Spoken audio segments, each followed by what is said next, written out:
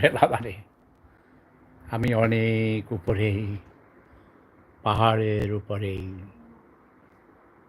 অপূর্ব সুন্দর মনোরম পরিবেশ। অনেক গরম পড়ছে। ইউরোপে এখন গ্রীষ্মকাল। আজ ১লা জুলাই শুরু হয়েছে। বাংলাদেশে এই ১লা জুলাইকে শুরু করেছে কেউ বলে বিপ্লব দিবস, অভ্যুত্থান দিবস, স্বৈরাচার নিপাত দিবস, শেখ হাসিনাকে হটানোর দিবস, ক্ষমতা হস্তান্তর করার দিবস। আমি বলি আন্তর্জাতিক চক্রান্ত দিবস। একটা আন্তর্জাতিক চক্রান্তের মাধ্যমে আমেরিকান সাম্রাজ্যবাদ তাদের আধিপত্য বিস্তারের জন্যে চীনকে ঠেকাবার জন্যে, মহাশক্তি হিসেবে চীনের আত্মপ্রকাশকে বাধাগ্রস্ত করার জন্যে, অর্থনৈতিক কর্মকাণ্ডে যেন চীন আরও অগ্রসর হতে না পারে, সে কারণে এশিয়ার মধ্যে একটি ঘাঁটি দরকার। শক্তিশালী ঘাঁটি করার জন্যে বাংলাদেশকে বেছে নিয়েছে অনেক আগে থেকেই, সেই পাকিস্তান আমল থেকেই। জাতির জনক বঙ্গবন্ধু শেখ মুজিবকেও প্রস্তাব দিয়েছিল আমেরিকান সাম্রাজ্যবাদীরা, কিন্তু বঙ্গবন্ধু রাজি হন নাই। তার সুযোগ্যা কন্যা আমাদের প্রিয় প্রধানমন্ত্রী, বাংলাদেশের বৈধ প্রধানমন্ত্রী শেখ হাসিনাকেও আমেরিকান সাম্রাজ্যবাদী চক্ররা বিভিন্নভাবে প্রলোভন দেখিয়েছিল, সেন্ট মার্টিন দ্বীপ দিয়ে দেওয়ার জন্য বলেছে, এবং বলেছে আমাদেরকে সেন্ট মার্টিন দ্বীপ দিয়ে দাও, তুমি আজীবন নিরাপদে বাংলাদেশ শোষণ করতে থাকো, শাসন করতে থাকো, তুমি ক্ষমতায় থাকবে আজীবন, তোমাকে কেউ হটাতে পারবে না। কিন্তু আমাদের দেশ নেত্রী, জাতির জনক বঙ্গবন্ধু শেখ মুজিবুর রহমানের সুযোগ্যা কন্যা, যারা দেশের জন্য জীবন দিয়েছেন, শেখ হাসিনা দেশকে প্রাণের চেয়েও বেশি ভালোবাসেন। তাই তিনি আমাদের এই সোনার বাংলাকে, আমাদের প্রিয় মাতৃভূমিকে আমেরিকান সাম্রাজ্যবাদের ঘাঁটি করার জন্যে তিনি রাজি হন নাই। কিন্তু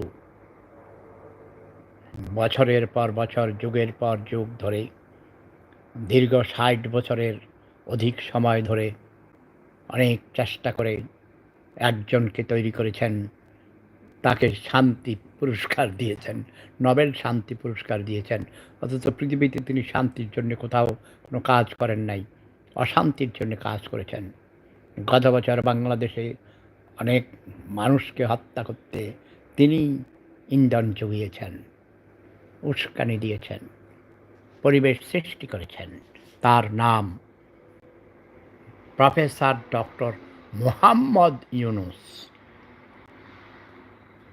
যাই হোক, আপনারা তাকে ভালো করেই চিনেন। প্রায় ১ বছর হতে চলেছে বাংলাদেশের রাষ্ট্র ক্ষমতা দখল করে তিনি অবৈধভাবে চক্রান্ত করে, ম্যাটিকুলাস ডিজাইন করে তিনি নিজেই স্বীকার করেছেন আমাদের এই দেশকে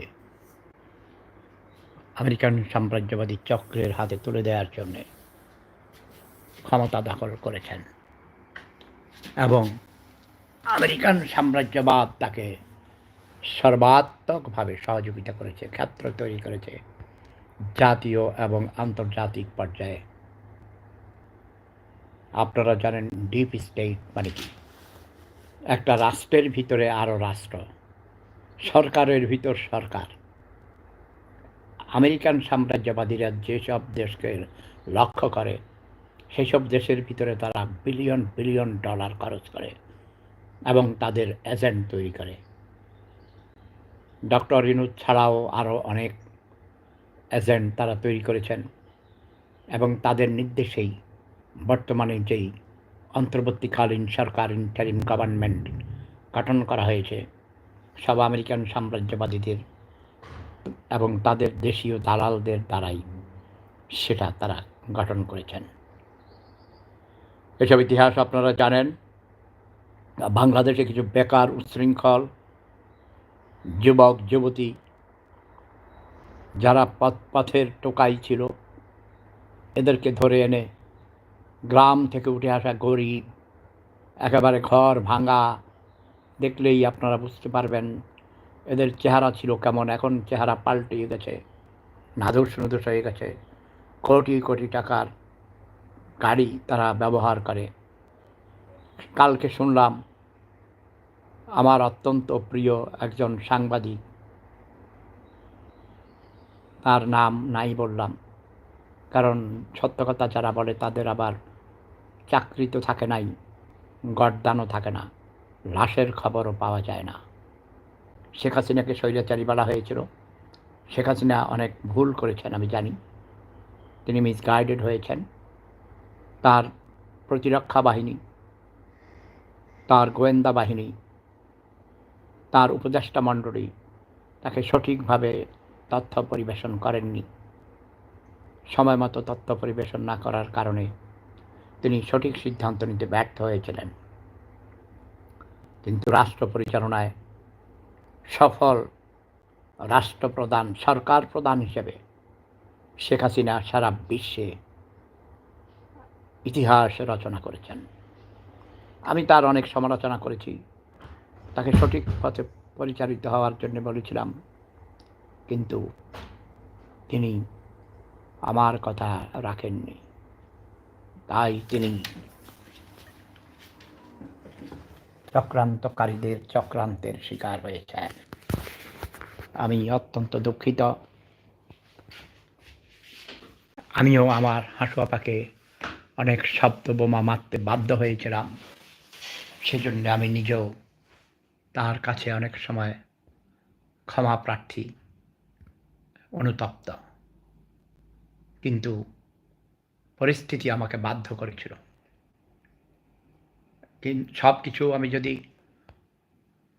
ঠান্ডা মাথায় চিন্তা করি, সব কিছু যোগ বিয়োগ করে অ্যানালাইসিস করি, তাহলে আমি দেখতে পাই শেখ হাসিনা চক্রান্তের শিকার। এই চক্রান্তের শিকার সে তার জন্মের আগে থেকেই। তার বাবাও এই চক্রান্তের শিকার ছিলেন। তাকে সপরিবারে প্রাণ দিতে হয়েছে। এসব কথাগুলো আপনারা অনেকেই ভালো করে হয়তো জানেন না, উপলব্ধি করার চেষ্টা করেন না। আমাদের সমস্যা হলো আমরা জানি না, আবার জানতেও চাই না। যারা জানে তাদের কথাকে আমরা পাত্তা দেই না। আমি অনুরোধ করব, এদেশের জনগণ, সচেতন জনগণ, বিশেষ করে শিক্ষিত নতুন প্রজন্মের তরুণ তরুণীরা, তোমরা মিসগাইডেড হয়েছ। ডক্টর ইউনূস তোমাদের ধোঁকা দিয়েছে। একথা যারা সত্যিকারের বিপ্লবী, যারা আন্দোলন শুরু করেছিল, কোটা সংস্কার আন্দোলন, তার মূল উদ্যোক্তা ছিলেন তারেক রহমান।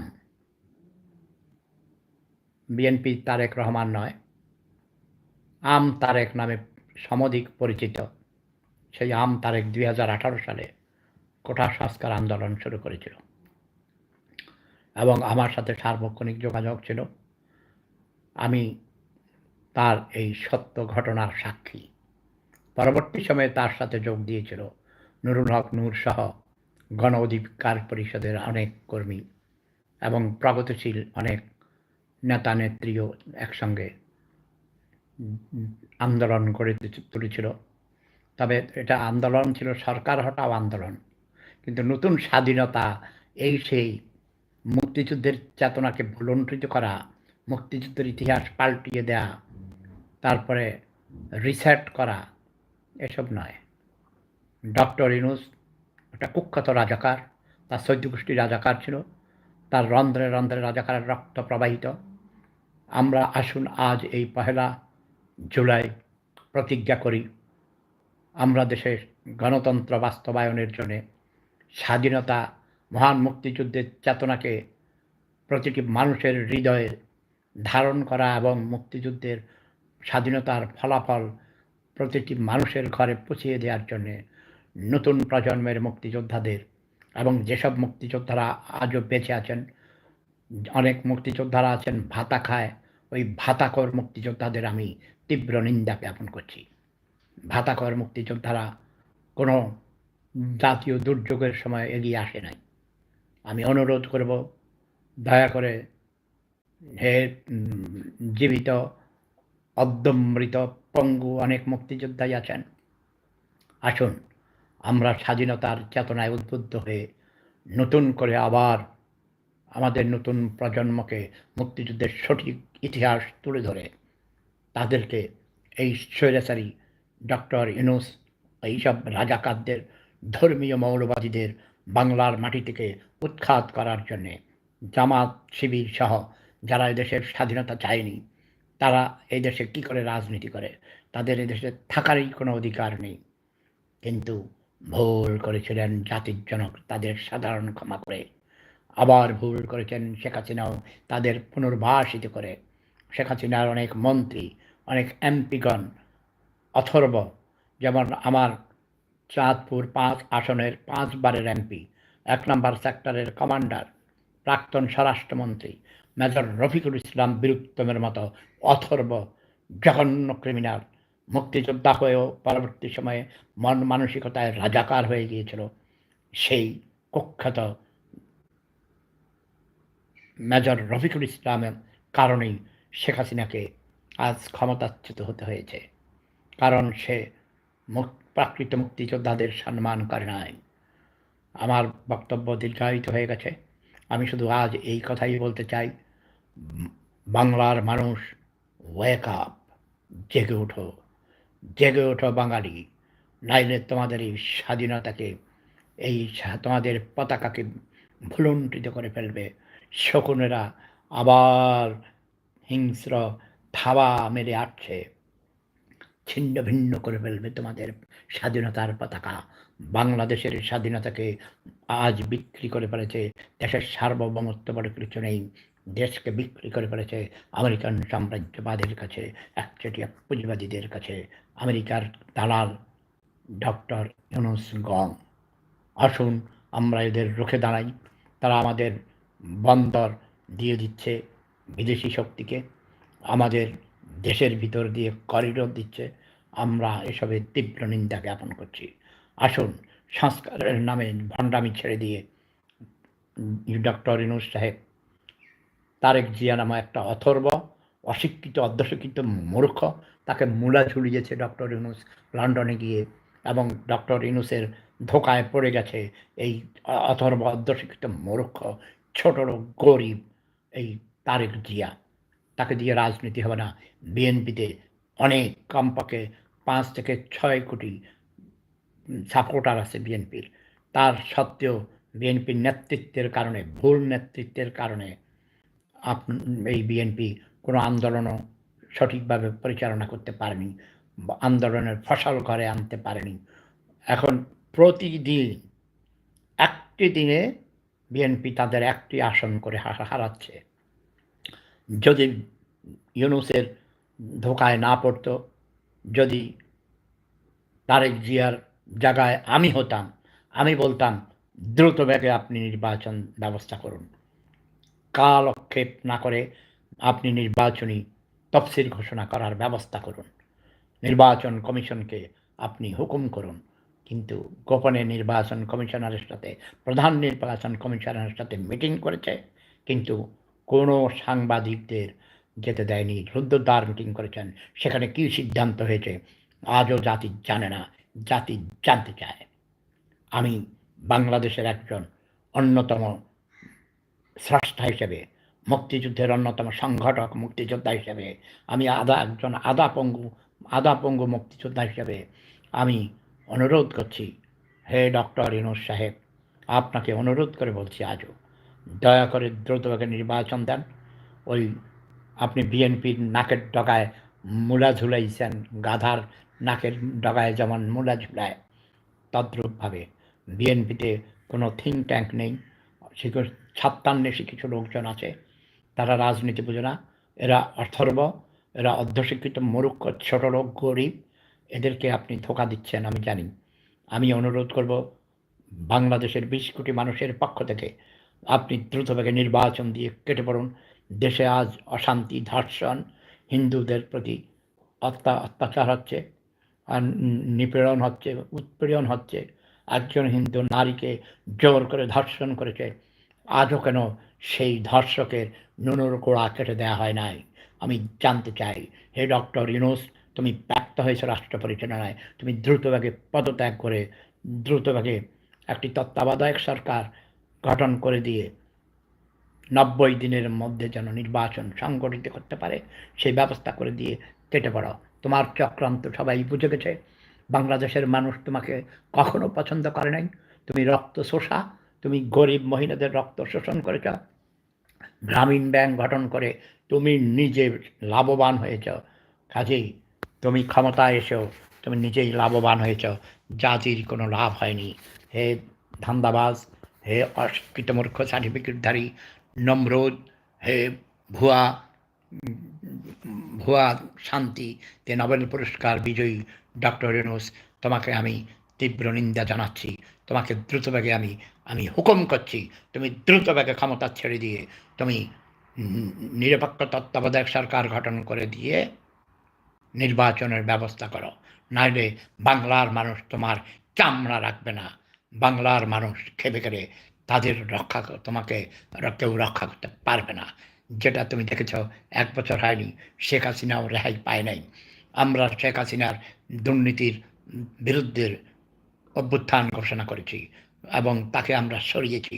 তোমাকেও আমরা সরাবো। কাজেই ডক্টর ইউনূস, তোমার প্রতি শেষ ওয়ার্নিং, দ্রুতবেগে তুমি নির্বাচনের ব্যবস্থা করে দিয়ে তুমি কেটে পড়ো। জয় বাংলা, জয় বঙ্গবন্ধু, জয় জনতা, জয় মানবতা। প্রেম ধর্ম, সেরা ধর্ম। Love is power.